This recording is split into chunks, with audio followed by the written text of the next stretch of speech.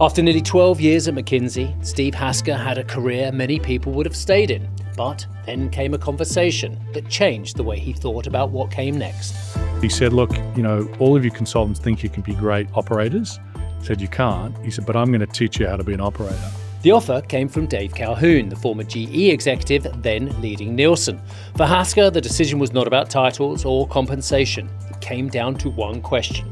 Do I think I'm going to learn more if I say yes to that opportunity than if I stay doing what I'm doing? Hasker built a career around learning from people that would stretch him, from PwC and McKinsey to Nielsen and eventually Thomson Reuters. The single most important part of that learning experience are the people around you. When Hasker became CEO in March 2020, COVID was forcing companies to rethink how they worked. He had to decide whether to slow down or use the crisis to accelerate Thomson Reuters' transformation. The more time I spent with our customers, the more I realized we don't have a choice here. If we take a pause, by the time the pandemic finishes, we will be 3 laps of the track behind. These are Steve Hasker's executive decisions.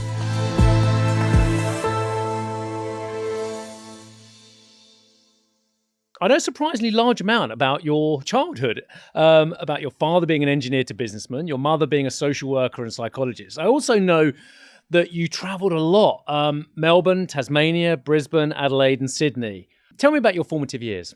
So every couple of years, my parents had a habit of accepting another job or a promotion in a different state of Australia. And so my elder sister and younger brother and I were sort of asked, or at least forced, to move schools. And I think it was one of the best things that ever happened to us. At the time, as a 6-year-old or an 8-year-old or a 10-year-old and so on and so forth, it felt very disruptive and quite stressful. But I think, to be thrown into a completely new school in a state that we hadn't spent any time in was formative, and I think was a great way to sort of refine your ability to get to know a new set of people, create new relationships, and forge ahead. So you had these qualities from moving around a lot, which taught you resilience, you had humility, but you also have a love of learning. I think you've called it your North Star. Yeah, it is my North Star. I mean, I think all of us, as we forge our careers, occasionally we get lucky and someone comes along and offers us a new opportunity, whether that's a promotion or a different assignment or an entirely new job at a different institution.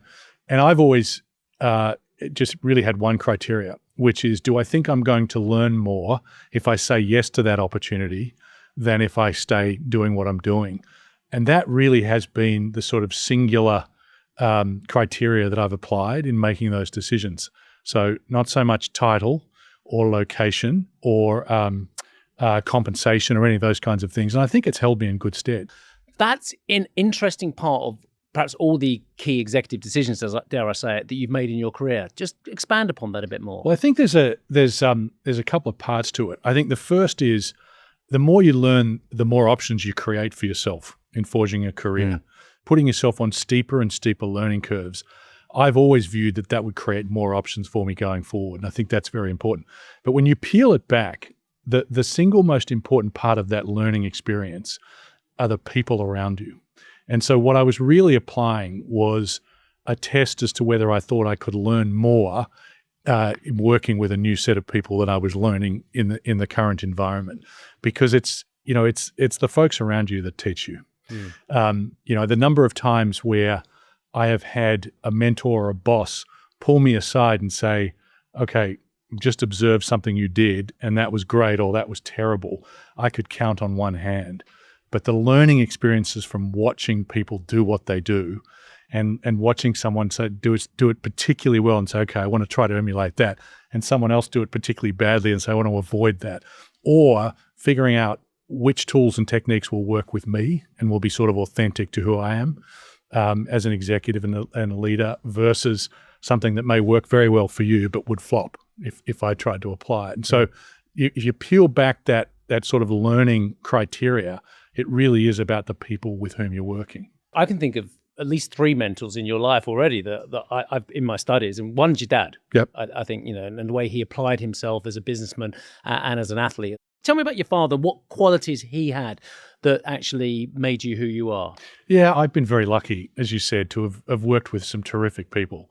And I've always had a view that nobody's perfect.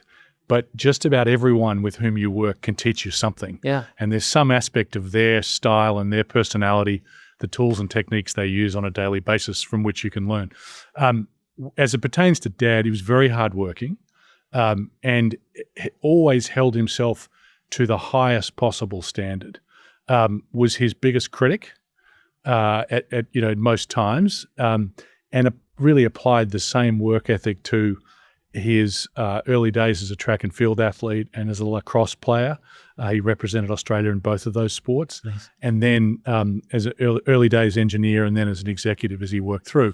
And it was a great role model because my siblings and I saw every day what it means to put in a hard day's work.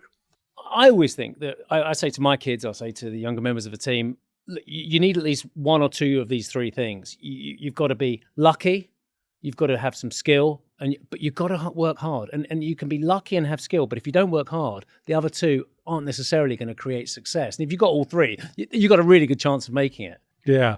I would say you've got to work hard, and you've got to work hard at the right times. When those opportunities are presented to you, you've really got to drive through them. How do you excel when you're not in your comfort zone? I've asked a lot of CEOs this.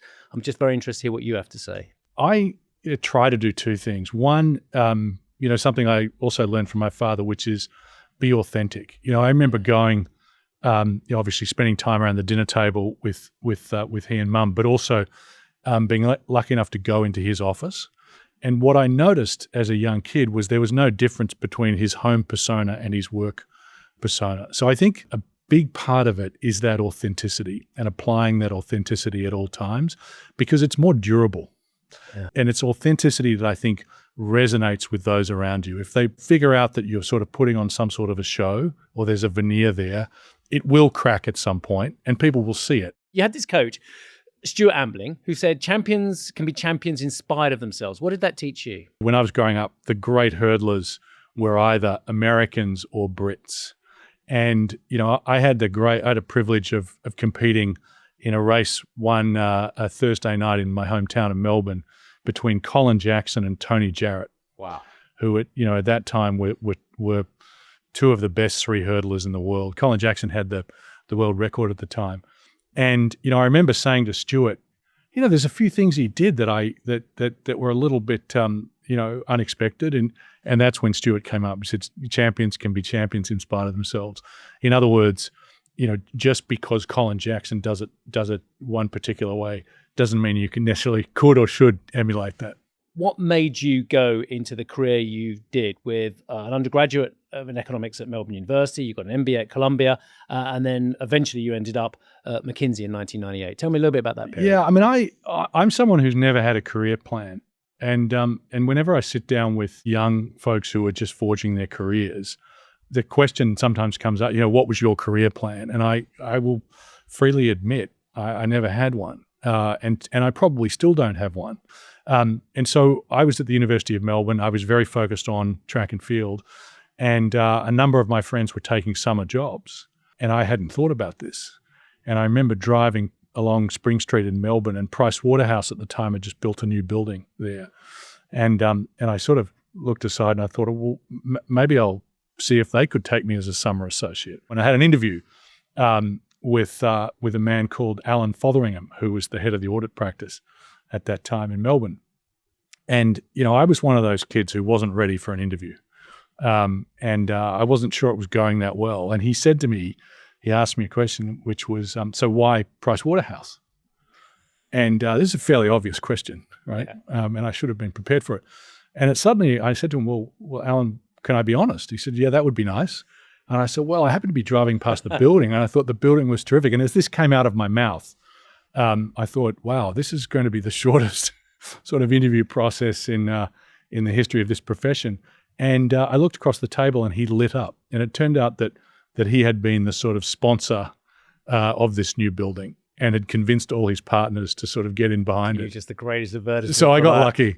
And I spent a summer with them and thoroughly enjoyed the people with whom I worked. Ended up joining them when I graduated. Was there for 4.5 years before going to Columbia. And then at Columbia, I had a couple of summer interns, one in Russia and one in Salt Lake City, Utah, with the orientation I was just going to do things that were different.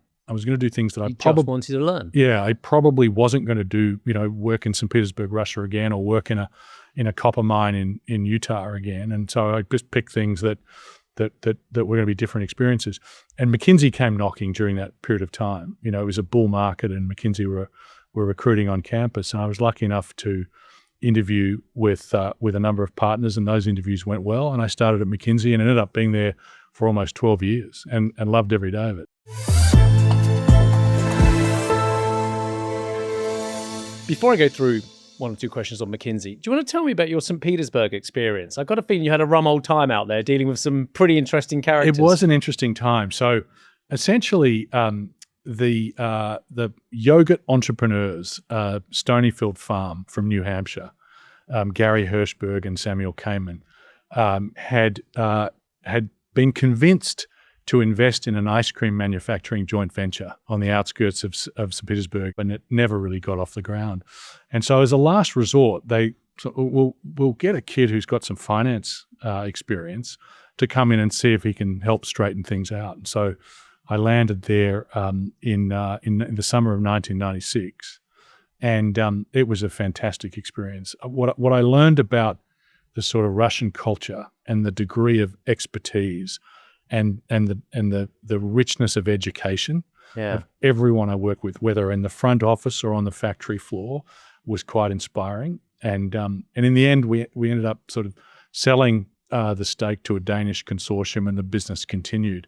But it was a bit like the Wild West. I was going to say, this was the Yeltsin years? This was the pretty Yeltsin. Chaotic. There was a lot of oligarchs building billion-dollar fortunes, perhaps with the seizure of state assets. And it was a scary time, wasn't it? It was. It was in the midst of that sort of seismic transition. So you had a lot of public assets suddenly becoming private, and enormous wealth being created, particularly in Moscow, but to some extent in St. Petersburg as well. And I had a front row seat to that, and it was a fascinating time. Was it scary? It was at times. It was at times, because there was there was an element of Wild West to it. Yeah. But I was in my mid-20s and probably silly enough to think that I was indestructible. I know that you're very proud of your time at McKinsey. Give me some of the key learning curve moments for you there. I had an experience early on doing a project in New Zealand with Angus Taylor, who's now the opposition leader in Australia.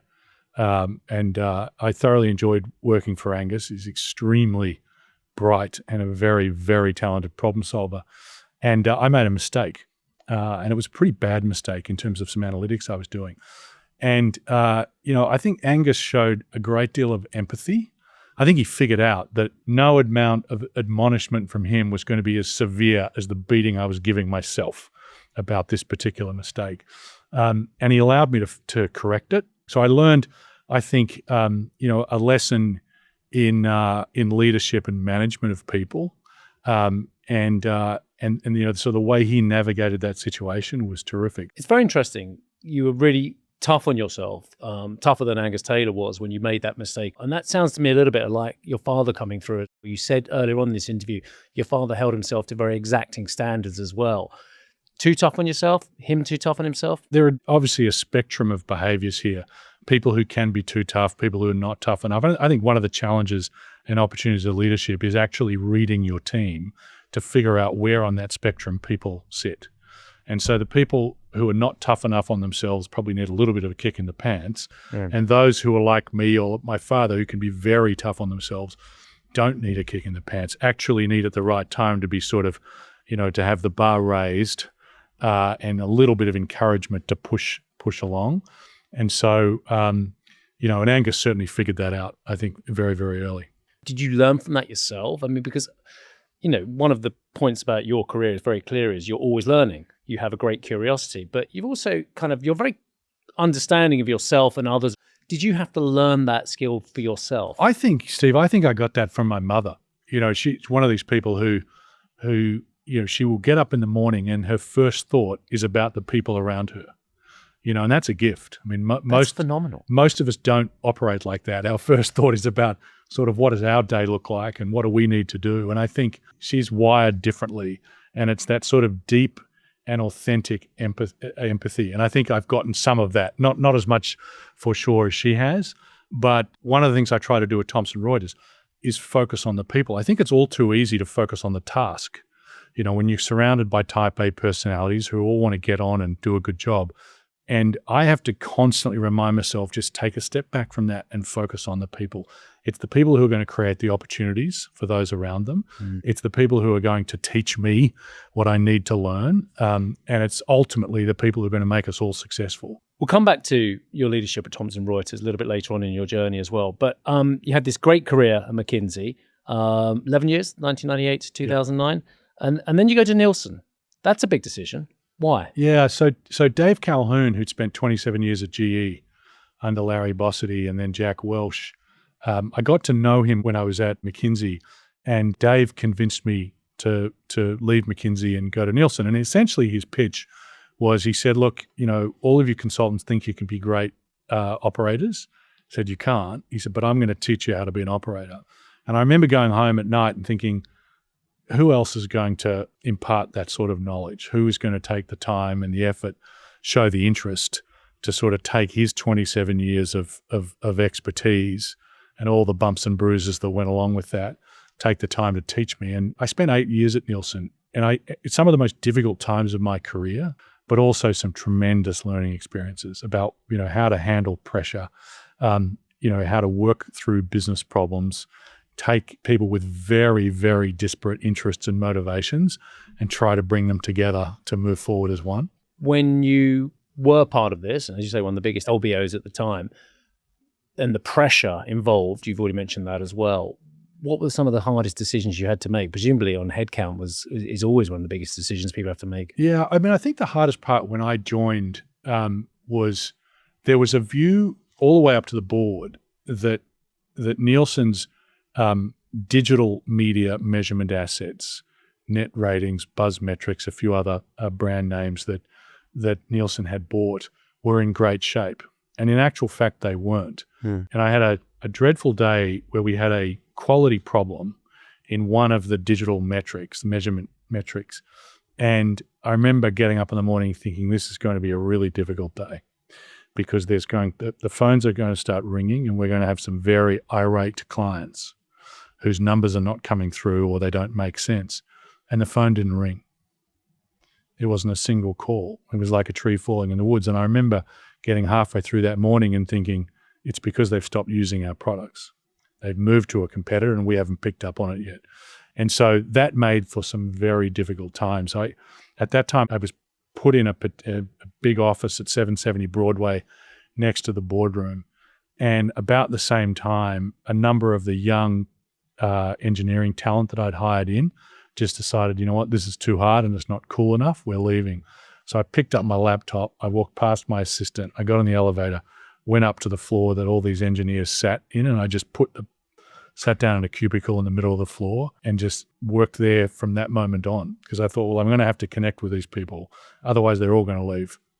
And you know, what I learned about myself is I much prefer to be out on the floor in the open than I do closeted away in an office. Well, I know now at Thomson Reuters, you don't even have an office, do you? No, none of us do. But do you think too many managers, too many leaders, too many CEOs just closet themselves away and wait to be given information rather than going out and getting it from the workforce? Well, Steve, that's what it's about for me. I mean, I can't speculate on what other executives what they prefer, what makes them work. Well, you've seen enough of them, the same as I have. Yeah, but let me. I mean, for me personally, I love sitting sort of in amongst my colleagues. So, you know, at Thomson Reuters, the CFO sits right next to me, the general counsel, the head of product, the head of IR, and a number of the business unit. They're literally within feet. I suspect they hate it, but I love it because, you know, when you're thinking through something, I mean, you can literally just turn and ask them a question. You don't have to ask someone's assistant to get a time and reserve it in a week's time and figure out a meeting room, and you just move quickly. And I remember in my early days at McKinsey doing some work at AOL in Reston, Virginia, and watching the senior team, and this was in the very early days of AOL where they were just conquering everything with that dial-up internet service. And what was interesting to me was the way in which the senior executives just flowed from one office to another. I mean, you'd be meeting with one of them and the door would open. There was no formalities or niceties. He or she would just start firing questions at their colleague and they would make a decision in real time and move on. And I remember thinking, that's what it means to work in this sort of fast-paced tech sector. And so for me, selfishly, it just means I can get information more quickly.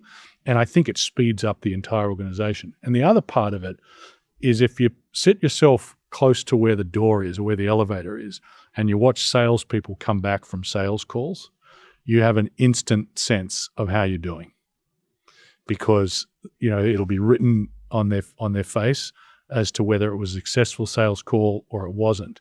And if you watch enough of them, you'll get a very good sense by the end of the day, let alone by the end of the quarter, as to how a particular product is moving. We'll come on to your time when you joined Thomson Reuters in a few moments' time. But in the 21st century, here we are sitting in 2026 as well. A lot of people still working from home. A lot of people like the hybrid lifestyle. We, in my jobs, I've worked in newsrooms, I've worked in trading rooms as well, and I always prefer the hubbub. Sounds to me you're exactly that person. Yeah, I'm not a work from home person. If I work from home, I never quite get started and I never quite finish. I drink too much coffee. I eat too much. So no, I'm much better in an office. In terms of joining Reuters in February 2020, the timing couldn't have been more interesting. Yeah. We've just talked about how gregarious you are and how you like being in a more communal environment. This was the start of COVID. That was an interesting period. Yeah. So I had a week or two overlap with my predecessor, Jim Smith, and he was very gracious about, answering questions and sort of introducing me to people and making sure that my onboarding was as smooth as possible. But essentially my first day in the job was a Sunday, and I think it was March 15th, 2020, which of course was the day before sort of the pandemic started for knowledge workers across the world. And so the first call I had was at 9 a.m. on a Sunday morning with the senior team that I had inherited at Thomson Reuters. And the question on the table was, should we ask 25,000 people to work from home starting tomorrow? And we, of course, decided the answer to that was yes, as did most firms.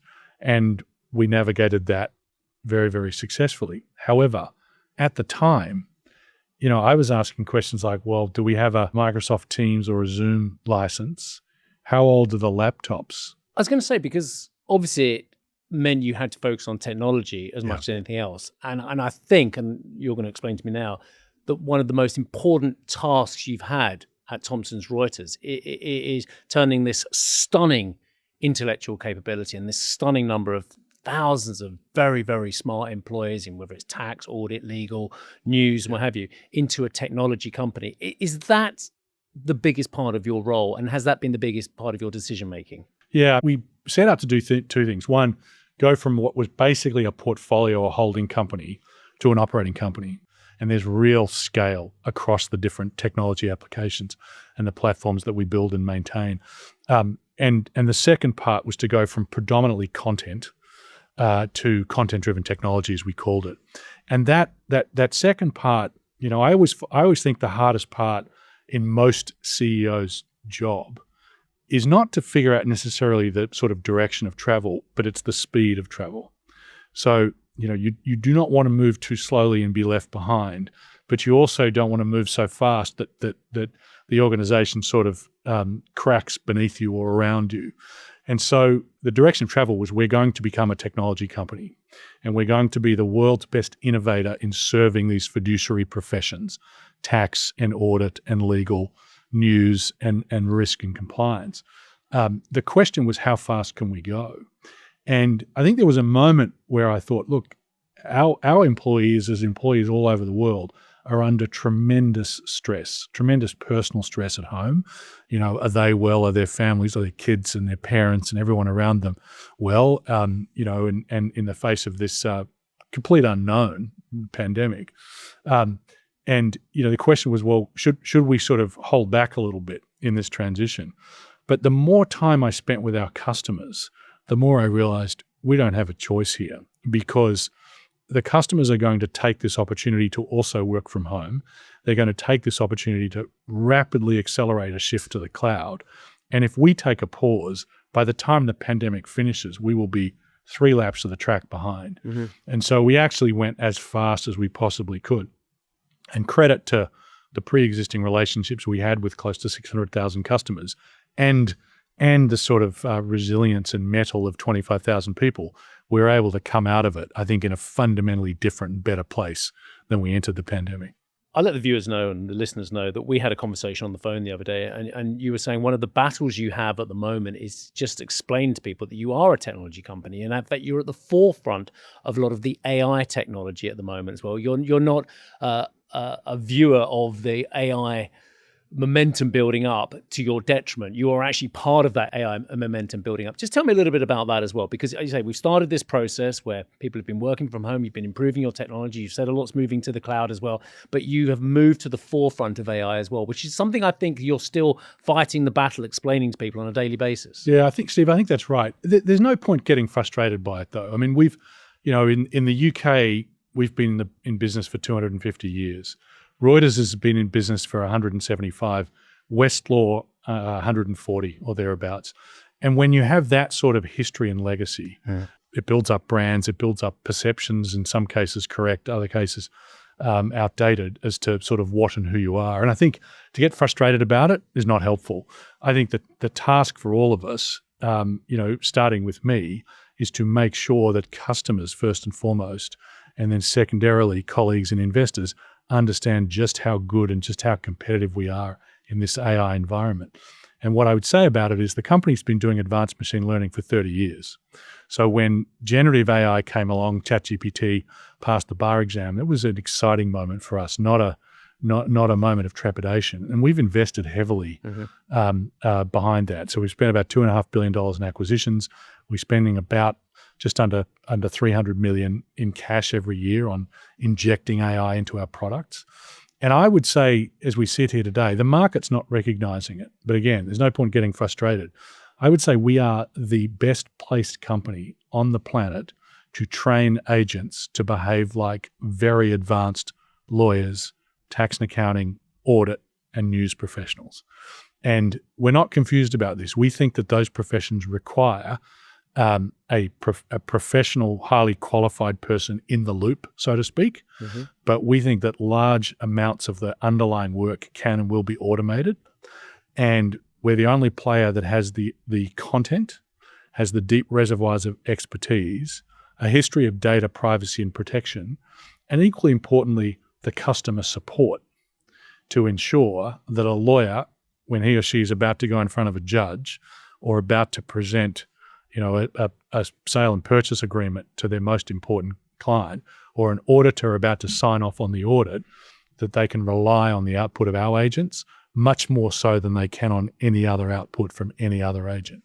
And that's fascinating. But not only do you need these amazing, I'll call them intellectuals and experts and professionals, but you also need to attract the best technological talent as well. You've said, a technology company as well. So whereas the hyperscalers or the open AIs of this world, they've only got to hire the tech people. You've got to have both. Yeah. That's a tricky mix to get. It is. And I would say this is where we've just got to be relentless and persistent. So why would they come to you? So, well, if I just take a step back, when I first joined Thomson Reuters, perhaps my only concern was, are we going to be able to get enough world-class tech talent, so data scientists, product and engineers, to sort of forge our way through this transformation to be a world-class tech company? And I have been delighted with our success rate at attracting, retaining, and developing the talent we wanted in those realms.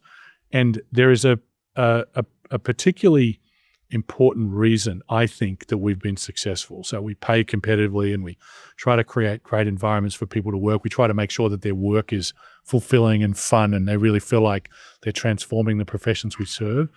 But I think there's a purpose to our company that is authentic, that resonates with a lot of young talent, perhaps even more so than it would resonate for people of your and my age.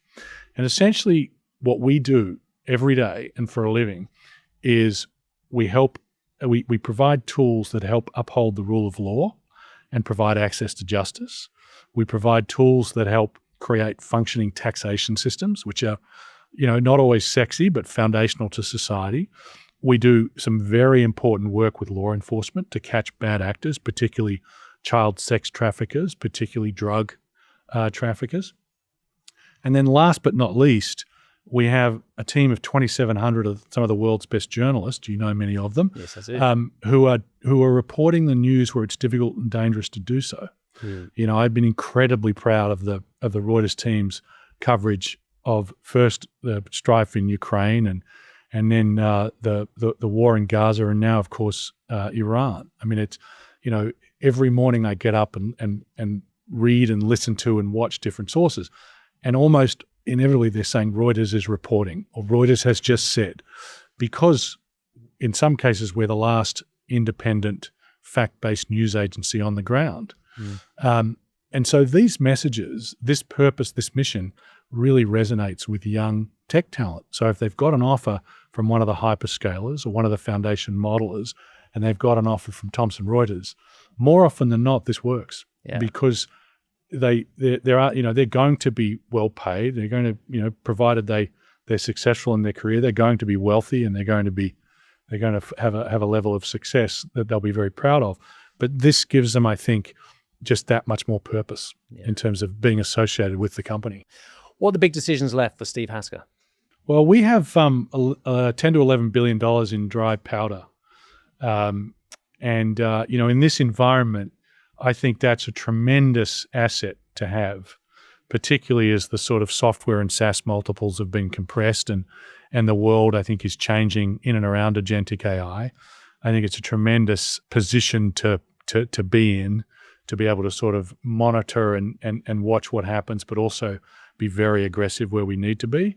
So I would say, I think some of the most important decisions we'll be making over the next few years is how to deploy that, how much gets returned to shareholders, how much gets spent in strategic M&A. And final question, you're not just a CEO, not just a successful CEO, you're also a human being as well who has to find balance in his life.